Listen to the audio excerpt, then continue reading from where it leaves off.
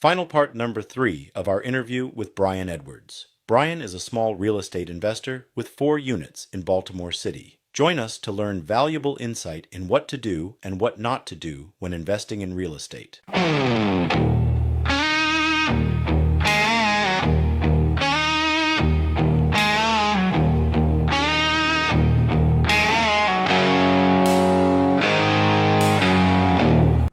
Anne Arundel County, absolutely. Yeah. Baltimore City, Well, that's kind of what I'm talking about. yeah. Yeah. I mean, because, in Baltimore, you really need to be. Yeah, because I don't think I'll be, you know what, to your point, you may actually be right because I don't think I want anything else in Baltimore City. The other thing that I've heard, investors are leaving Baltimore City. I I've understand. heard this, but I've heard property managers are leaving Baltimore City. Ooh. I've heard that quite a bit, actually. For me, I can't do the property without a property manager because I just don't have that kind of time. Yeah, but I'm leaving because not leaving. I'm learning. Freudian slip there. I'm learning that a lot of property managers aren't weighing all the risks of everything going on with managing properties in Baltimore. Yeah. And there's a lot of things that you have to consider. And they're figuring it's just not. Exactly. It's just Because not. my negative experiences has been in those type areas. So Yeah. I mean, as a property manager, I can tell you, as a property manager that had properties in Baltimore, I can tell you, Yeah. there are a lot of other things that you need to go into consideration. One is safety. Safety and awareness in Baltimore is paramount. You need to be really aware of your surroundings at all times. Two is getting maintenance done, and maintenance out is a much harder situation. And part of it you kind of touched on with the present administration. Yeah. It's made it a lot harder to get things done. Yeah. Exactly. And I know a lot of people are feeling that. But there's also the potential for risk. There's also tenant churn, Yeah. tenant management. Property managers work on commission, basically. They get a residual, they get a cut of the rents coming in. Yeah. And if there's not that much rent coming in due to evictions or whatever, that cuts their bottom line as well. And so they're feeling this whole eviction crisis thing. They need to make money too. They need to make a living too. Yeah, they make it on volume. So And so where I will tell you, as a property manager, Yep. I had properties out in Anne Arundel. I had properties out in Harford County. Yeah. I had properties out in Bel Air. A lot less stressful to manage. Oh heck yeah. A lot less stressful to manage. I mean, you don't go through the same, Yeah. And I'll also tell you that I'm getting older now, and I just don't want to put up with it. I am right there with you. Right there with you. I mean, you just. Don't need the headache. Don't need the headache. Yeah, I mean, I just rather simpler, easier. We used to be young and hungry. Those days are done. Yeah. Those are done. Well, when I started that property management company that I recently sold, I took everything. The first 80 units I took were in inner city. Wow. Yeah. And that's when I was, young, full of vigor, and Oh yeah. Oh yeah. willing to get out there. Now I look at a property before I take it on and go, do I want to be out here at 10:30 at night alone? And if the answer is no, I don't take it. No. Because I know those days. I remember those days when it was like me being out there, just me. Yeah. And, Exactly. So, kinder, gentler way, It's no work. So but I do understand why a lot of property managers are considering leaving Baltimore now. Yeah. It's just- Absolutely. it's kind of a headache, Okay, so long-term plans. What do you see? I mean, you're still a young man. I don't think 10 years is the answer.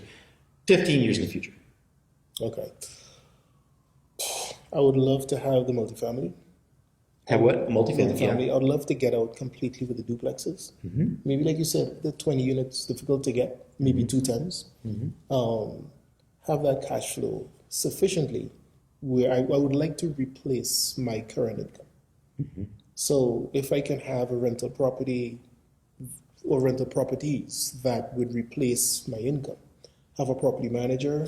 But that what I'm rents- saying at that age, say 15 years from now, Yeah. you still want to deal with it?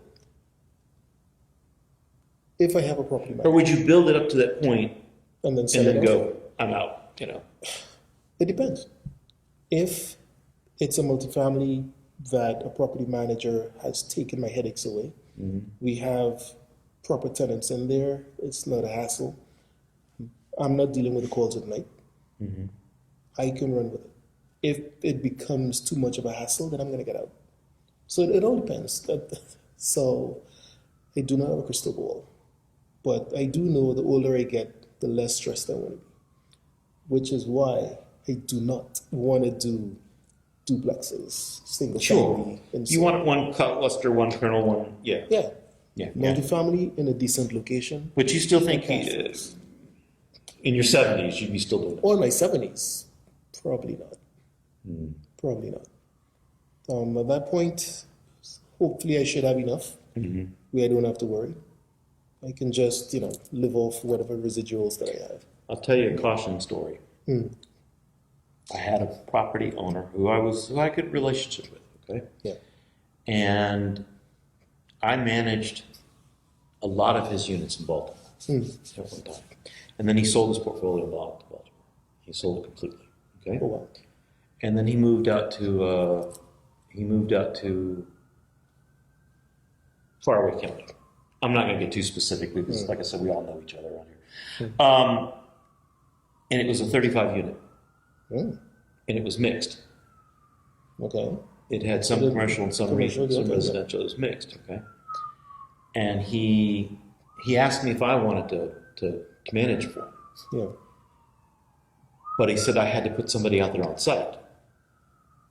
And I'm like, and he also wanted like 6% or something like that, something ridiculous like that. I mean, I'm hungry, but I'm not stupid, and put somebody out on site, okay? So I said, look, I appreciate the opportunity, but I don't know how to swing all that. Yeah. Like 6%. Because it was like 2 hours away. Yeah, everything adding up. But he liked me. I mean, I helped him turn his I helped him turn his portfolio around. Yeah. And he, as much as you can trust a property manager, trusted me. Okay. Okay, I give it that. I mean, I give a caveat to it, So I didn't hear from him for a while. He says, "Look, can you give me an answer by the end of the year?" Yeah. This is Okay. a couple of years ago. Mhm. And I went. Now I should also mention to you, this guy Yeah. was the most astute property owner I'd ever met. Oh. Okay? Hey, I should mention this. He knew code, registrations, licensing better than anybody. Wow. And he managed those properties himself, this portfolio Oh, wow. he had. He managed them himself. Wow. And he did an excellent job. So he was coming to me, and he was, as a property manager, this guy was a top-notch guy. Yeah. But he worked for the government. He had a Yeah. special job for the government. Yeah. And so he couldn't afford the time. Right. And so, and what had happened was his properties that he had in his portfolio, how I met him, I'll tell you exactly how I met him. He was dating a tenant of mine. Oh. And he was complaining to her that, I can't get a good property manager, I had problems, da-da-da-da-da. And she said, well, you should call John, my property manager. He's not scummy, he's good, And that's how we met. And, and within a week, he just turns over his whole portfolio. Yeah. Boom. And we started managing his properties. Now, they were in trouble. Okay. This is all inner city Baltimore, so it's relevant, relative to the conversation. He had 15 units that he just handed to us. Yeah. And this is back when we were going. 15 units was like, holy shnikes, that's. So, but they had problems. Of his 15 units, 8 were filled, 2 were empty, and the others I believe, were being under eviction. Oh, jeez. And one of the first things I did, and this is when I was new in property management, so I don't know how good this was, okay? There was a tenant that owed 10 grand, and I got her to pay. Really? She paid the whole boat. And he's just like, he just thought we were great, That is awesome. Yeah. And then he had some other problems that we helped him out with, and we got the other ones evicted, and we got them filled. And anyway, so it was a good turnaround story. Yeah. And then he tells me, he goes, John, you're the only property manager we haven't sued. We've never sued. I haven't had to sue. And I'm like, Wow. And how many have you had to sue? And then he was telling me, like. But he was telling me, and they were bad stories, and those guys needed to be sued. Yeah. That wasn't the question, But anyway, so he, to as much as you can trust a property manager, trusted us, had confidence in us. We'd helped him, and it was suffering to turn his properties around, but we were so hungry then that we were willing to do whatever it took. Yeah. Okay, so getting back, fast forward. He sells his portfolio, okay, and then he buys this 35-unit deal. Yeah. Okay. And then he turns it over to another property manager. Because like I said, this guy, I don't think he had the time anymore doing what he was doing. And I don't hear from him for a year. He goes, I told you, he said, give me, let me know by December if you're going to take it over for the next year. And we couldn't do it. So he went with somebody else. I caught up with him like a year and a half later. We still had, there was a reason for us to talk. So I think we still had 3 of his properties. Okay. But he was trying to sell them. I go, so how's it going? He goes, really bad. Not good at all. I go, what happened? He goes, well, that property I told you about I bought. I went, yeah. He says, well, put a property manager in there, and they let the property go to the point that it was condemned. What? Oh my God. No, that's insane. That is insane. So then he had to get all these repairs done quickly. Yeah. To get that. Jeez. Because so I'm suing him. So, and I'm like, okay. Trend continues. Yeah. And I was like, wow, in a year's time, how could you possibly get a property condemned or let it get condemned? Yeah. He felt that one hard. That was even hard. So a property manager can make the difference, obviously, I think property managers, good ones are worth their weight, and they earn their money. But, that like anything else, you just have to dig around. Got to manage the manager. So and the other thing is that property manager, how they communicate with you.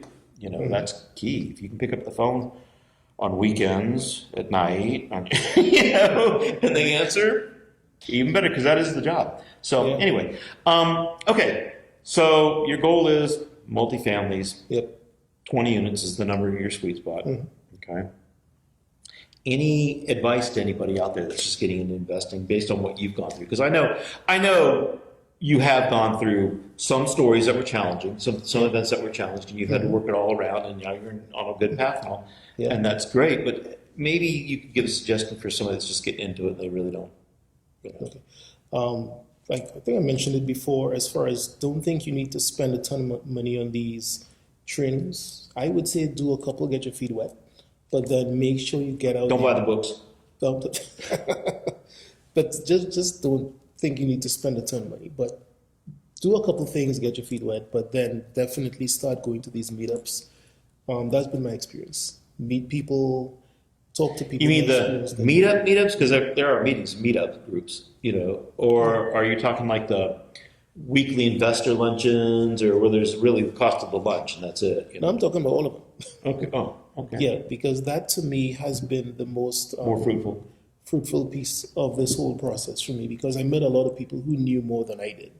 And the more I went, the more things I realized I didn't know. And I got little nuggets from people.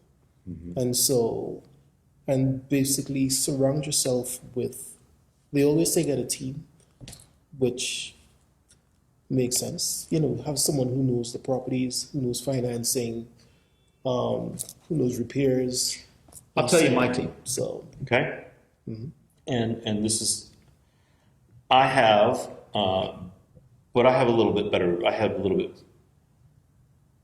different connections because there's a reciprocating. They make more money off of me, kind of thing. But my team is, I have a contractor, I have an HVAC guy, I have an electrician. Not so much the plumbing, because I personally know what I'm looking at on the plumbing side, because I've done enough of these rehabs to where, Yeah.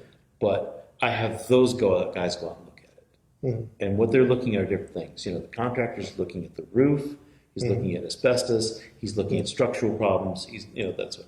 The HVAC guy's looking at vent, ductwork, how much it's going to replace those units, because those are costly. Yep.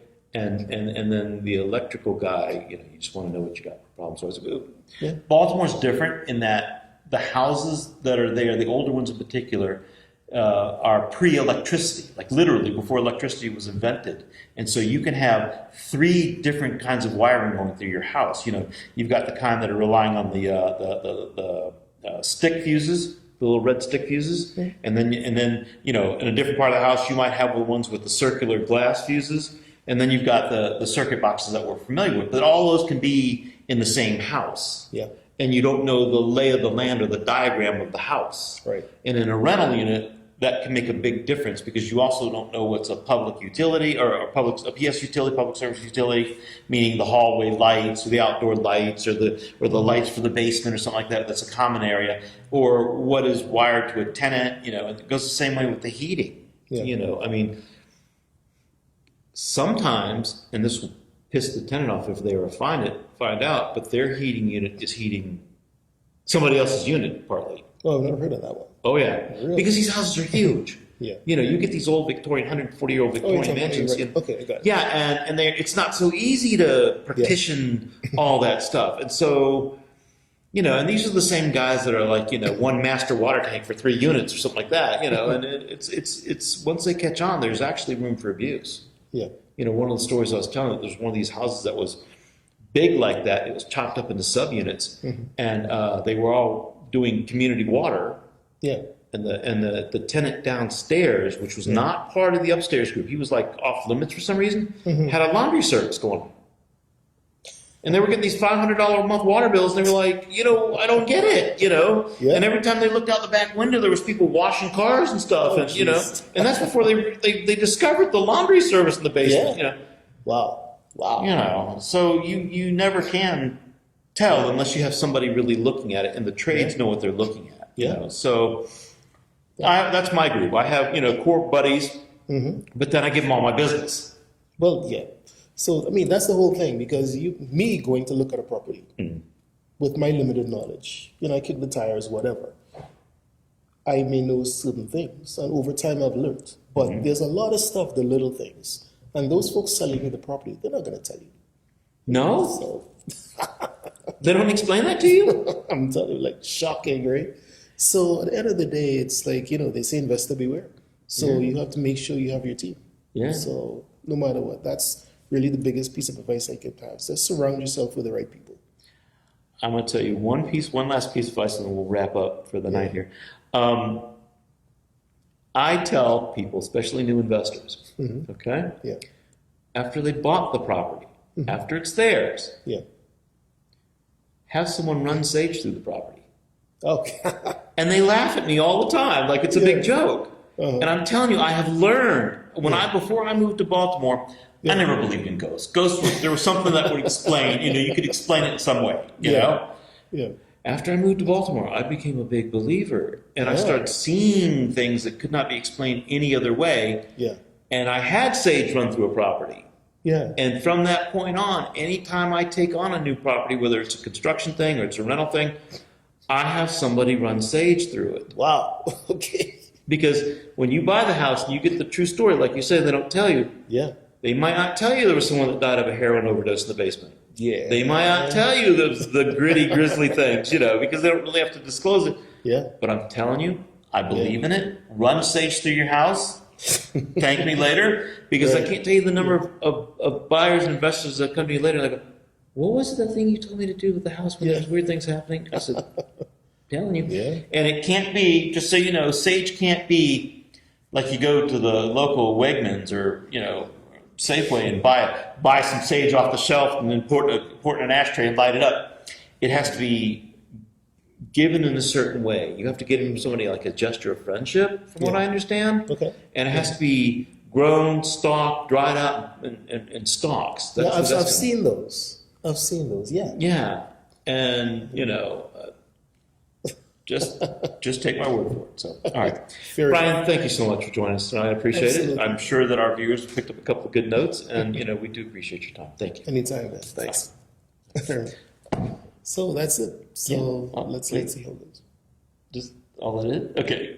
Good. right. Thanks. All right. You gotta edit up. Yeah, I can't get up from this fucking chair. All right. I think we got you out in time. Yeah. Okay. Good. Yeah, 7:23. 7:23. All right. Man, my girlfriend right on cue calling me. What's that? My girlfriend right on cue calling me.